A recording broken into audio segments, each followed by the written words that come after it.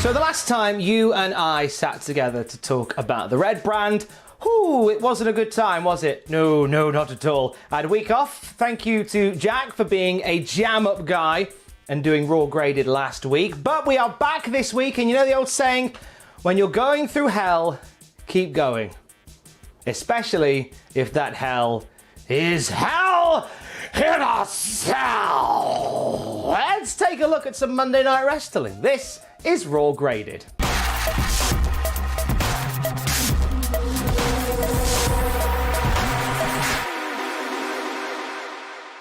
Randy Orton is backstage in a well-lit locker room being surly. He's talking about the attack that he unleashed upon the WWE legends in that very locker room last week. You know, where he went all Tom Clancy's Splinter Cell, put his night vision goggles on and thwacked Christian, Big Show, Shawn Michaels and Ric Flair. He goes into quite perverted detail about the attack that he laid upon them. Talks about how, like, he deliberately targeted Big Show's hands, how he whispered into Christian's ear, say hi to Edge for me, saw Flair scurrying for the door and all this. It was very convoluted for something that was just a bit silly last week. He ends by throwing down the challenge to Drew McIntyre to cement his legacy as WWE Champion by meeting him inside Hell in a Cell at Hell in a Cell in October. Drew McIntyre bursts into the locker room at this point, and they end up scuffling with Drew getting the upper hand. Security comes in to break them up, and Orton scurries off,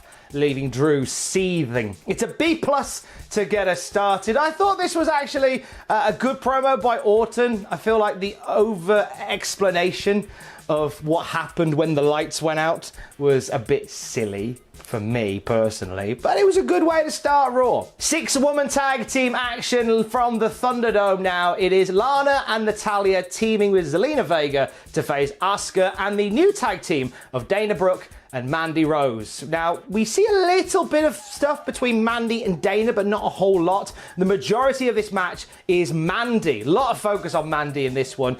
She ends up starting well, but getting beaten down by the baddies. Manages to break away after Natalya goes for a sharpshooter. Gets the hot tag to Asuka, who lights the place up. Everyone gets into the ring at this point. And as Asuka is bouncing off the ropes, Mandy tags herself in and ends up giving Lana a big old pump kick for the 1, 2, 3. Mandy picking up the win for the team, and the goodies prevail over the baddies. We see Zelina, Natalya, and Lana in the ring licking their wounds when Shayna Baszler and Nia Jax storm the ring. First time we've seen them in a week. The WWE Women's Tag Team Champions corner Natalya and Lana. Vega's gone. She's done a runner. She's having none of this.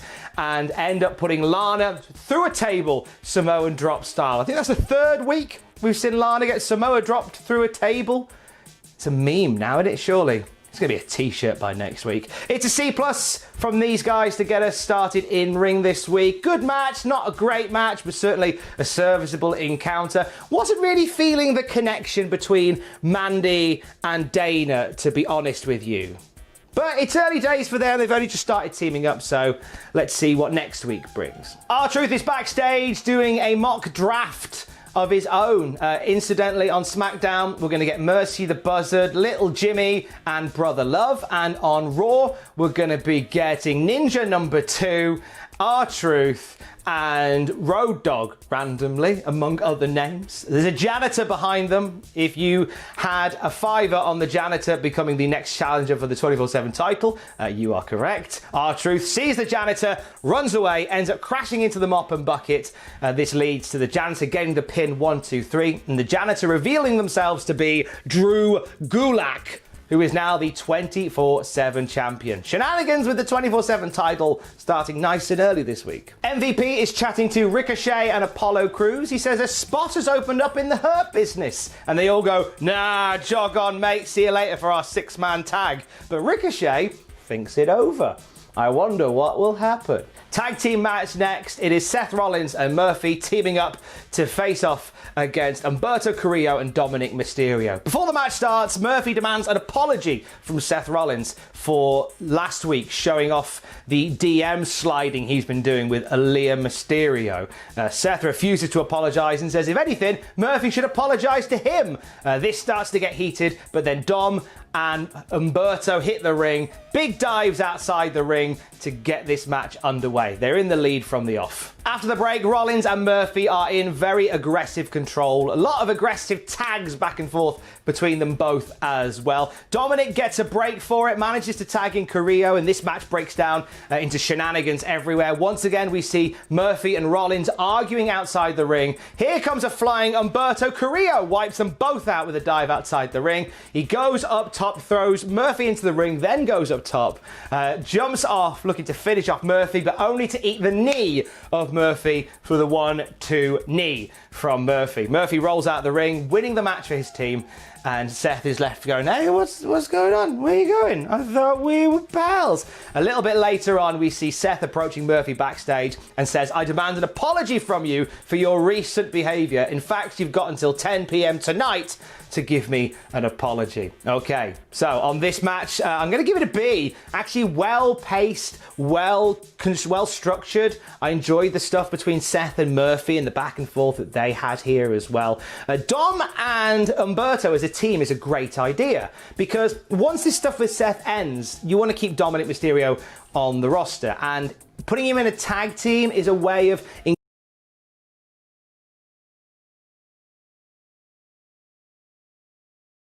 ingratiating him with other feuds and other people, because he's still very young. As good as he is, he's still very young to this business. So putting him in there with Humberto, having them as a tag team, takes a bit of that pressure off. Braun Strowman is here. Are we ready for some Monday night nonsense? So here it is. So Braun is there for Raw Underground, but Raw Underground is not on this week. Do you think we'll ever see Raw Underground again? Or is that quietly being put to the one side? We will see. Anyway, Braun's there for Raw Underground, but there's no Raw Underground. So Adam Pearce says, well, therefore, you can't be here tonight. Despite the fact the wild card rule was a thing relatively recently, be that as it may. Adam Pearce says, however, there is a loophole, there is a workaround. We can put you in an exhibition match, which is an unsanctioned match. And Braun's like, yeah, find me an opponent and I'll do it. And Braun walks off. And then Keith Lee walks on, having a little drink. And he says, sign me up. So we're getting Braun versus Keith later on tonight. So here's the new rule, lads, okay? If you're a member of another brand, you can't wrestle on the alternative brand unless it's an exhibition match. It's an unsanctioned match, but you can only wrestle an unsanctioned exhibition match if it's sanctioned by a WWE agent. Time for the Kevin Owens show, and Kevin is shooketh after his interaction with The Fiend on SmackDown. He says he doesn't know what it is about these tortured souls coming after him. First Aleister Black, then The Fiend. Who next? The Brood? The Ministry of Darkness? Nice references, big fan. He calls out Bray Wyatt for a chat on the KO show, but Bray appears via the Firefly Funhouse instead and talks about being friends with Kevin Owens. The puppets are all concerned this week. They're worried they're going to get drafted and not see each other. I'm hoping that Huskins the Pig Boy finally gets that run on 205 Live that we've all been gagging for. However, Bray Wyatt reassures them, saying, look, we'll always be together even when we're apart. And then they sing a song about friendship, which is so out of key, out of time, and out of pitch, and out of beat that it has to be a joke. It has to be deliberately awful. Be that as it may, Kevin Owens says, I don't want to be your friend, and you're not going to do to me what you've done to Alexa Bliss. Wyatt is not a fan of bullies, he says. And he actually says that Owens has no idea what he's got himself into. But on Friday Night SmackDown, he will find out.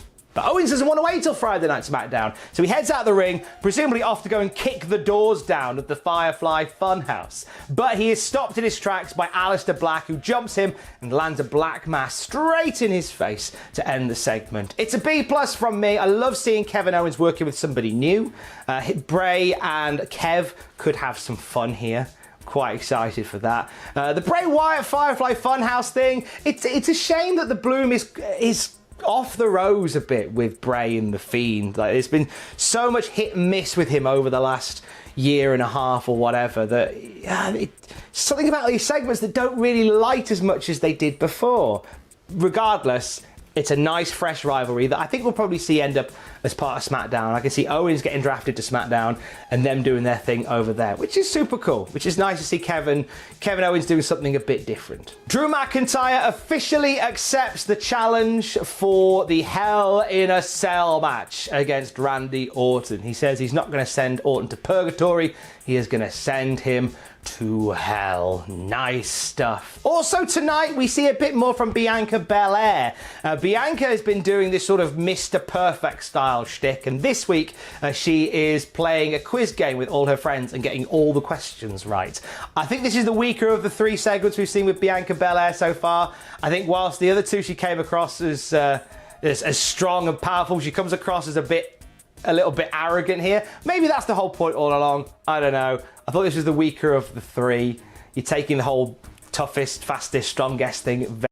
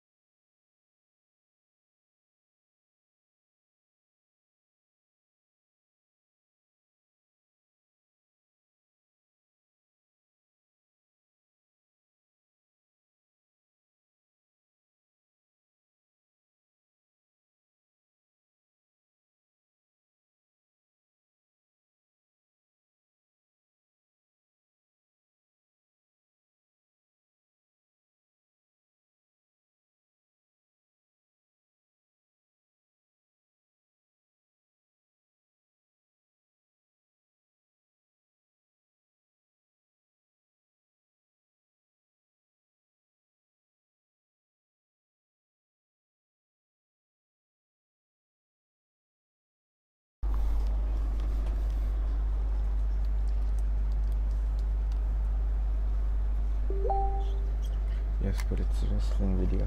I understand. That's why, because I was fucking watching a wrestling video. Wait, what is this? Why is she spreading her legs? What the fuck? Okay, whatever. That's besides the point. Two concurrent viewers, alright. Not sure who the other person is. Not sure who's interested in someone spreading their legs.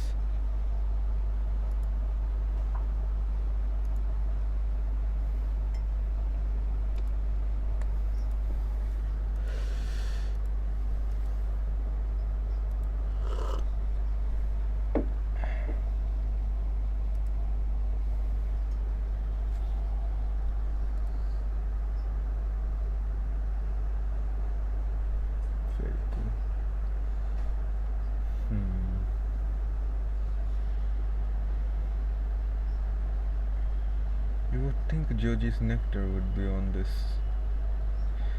screen, but whatever.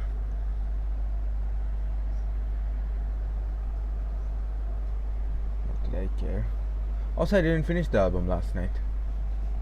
I got very sleepy, so fucking sleepy, and I had to go sleep.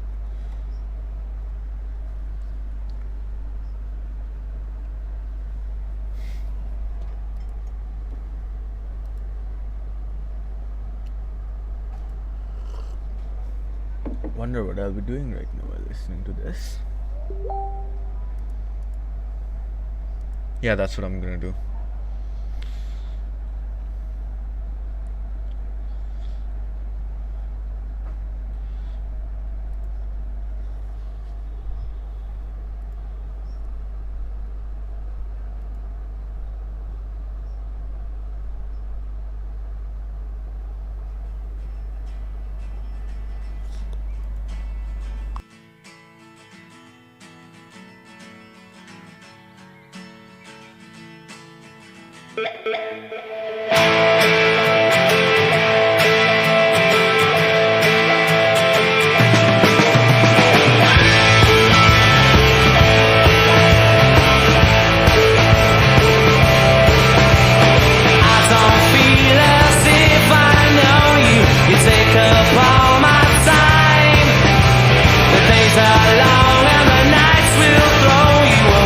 Cause the sun don't shine.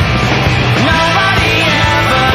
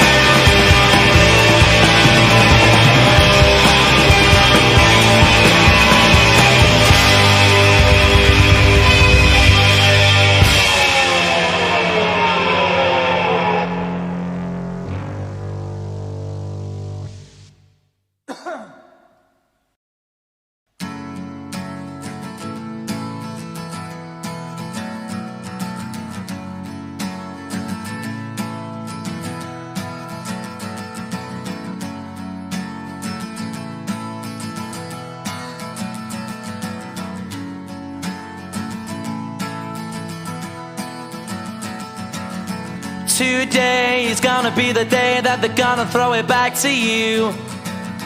By now you should have somehow realized what you gotta do. I don't believe that anybody feels the way I do about you now.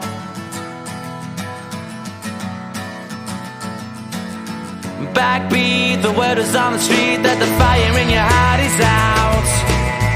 I'm sure you've heard it all before, but you never really had a doubt. I don't believe that anybody feels the way I do about you now. And all the roads we have to walk are winding, and all the lights that lead us there are blinding. There are many things that I would like to say to you, but I don't know how. Because maybe you're gonna be the one that saves me. And after all, you're my wonderwall.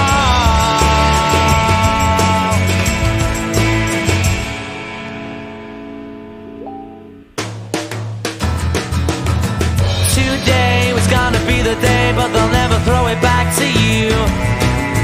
By now you should have somehow realized what you're not to do. I don't believe that anybody feels the way I do about you now. And all the roads that lead you there were winding, and all the lights that light the way are blinding. There are many things that I would like to say to you, but I don't know how. I said maybe you're gonna be the one that saves me. And after all,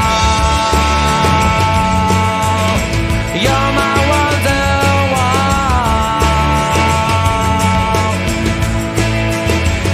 I said maybe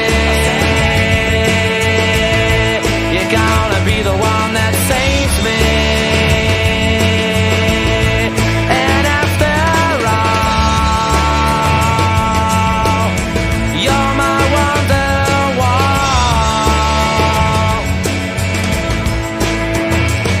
I said maybe you're gonna be the one that saves me.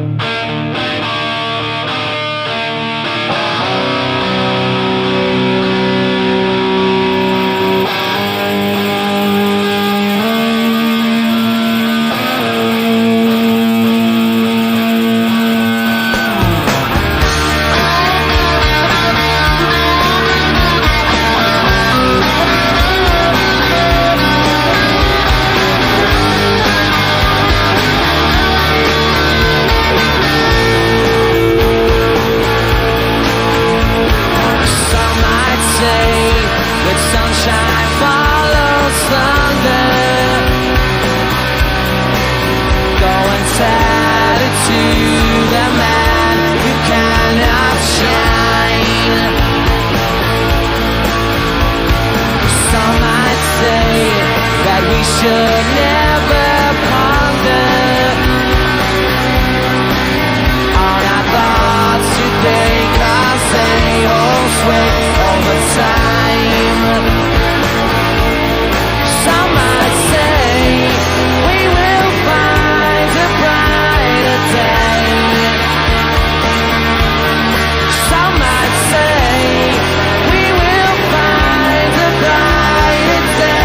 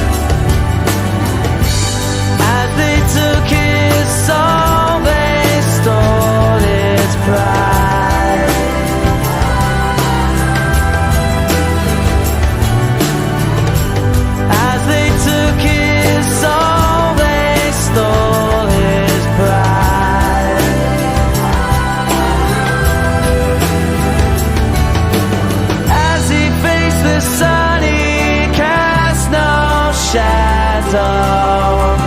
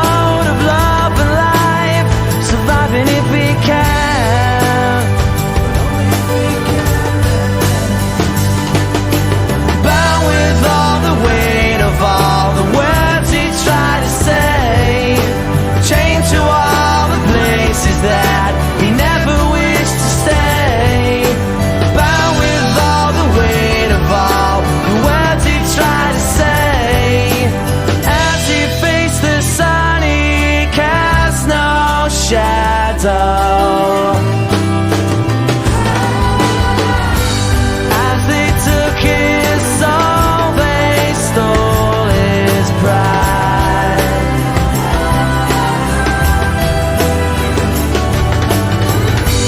As they took his soul, they stole his pride.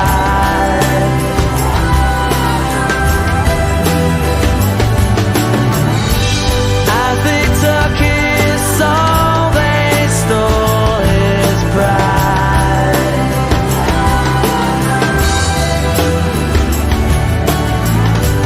As they took his soul, they stole his pride.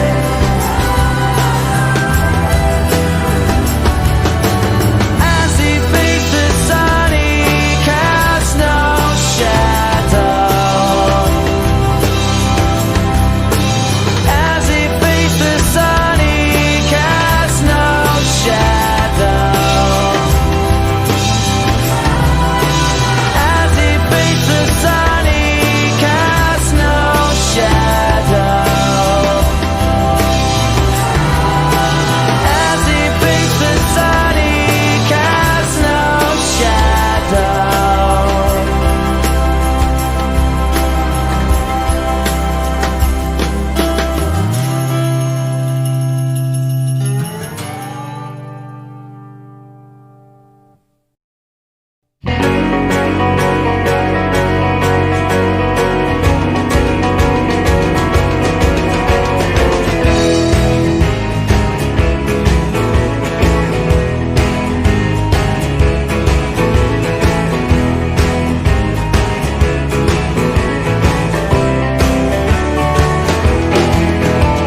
She's electric. She's in a family full of eccentrics. She's done things I've never expected, and I need more time. She's got a sister, and God only knows how I've missed her. And on the palm of her hand is a blister, and I need more time. And I want you to know I got my mind made up now, but I need more time. And I want you to say, do you know what I'm saying? But I need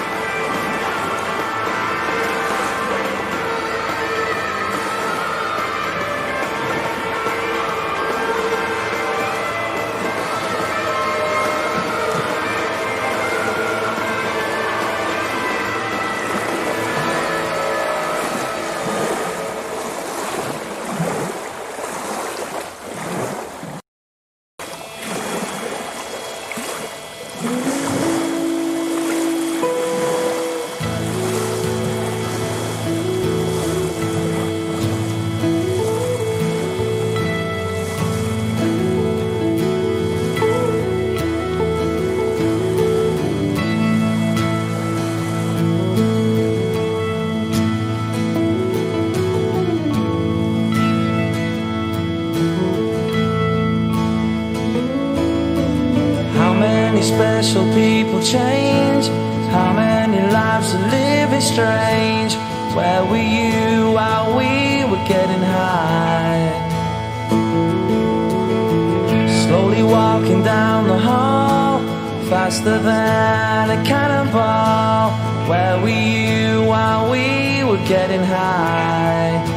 Someday you will find me caught beneath the landslide, in a champagne supernova in the sky. Someday you will find me caught beneath the landslide, in a champagne supernova, a champagne supernova in the sky.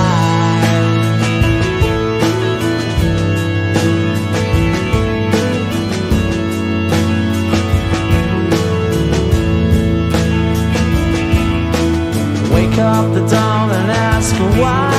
A dream, she never dies. Wipe that tear away now from your eye. Slowly walking down the hall, faster than a cannonball. Where were you while we were getting high? Someday you will find me caught beneath the landslide, in a champagne supernova in the sky. Someday you will find me caught beneath the landslide, in a champagne supernova, a champagne supernova. 'Cause people believe that they're gonna get away from the sun.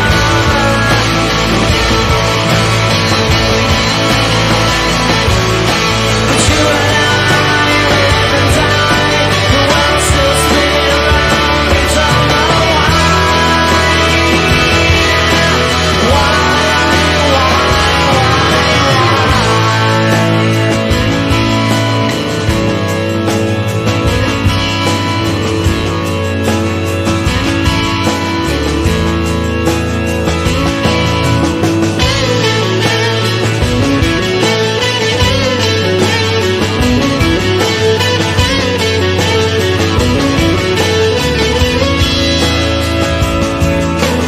How many special people change?